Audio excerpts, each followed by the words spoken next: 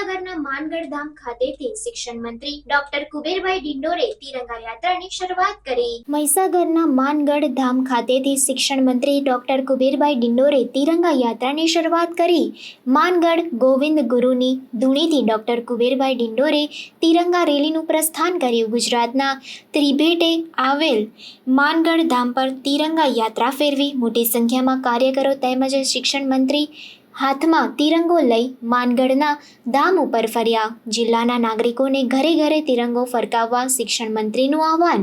જિલ્લાના અનેક તાલુકાઓમાં આગામી સમયમાં હર ઘર તિરંગા અંતર્ગત રેલીનું પણ આયોજન કરવામાં આવશે।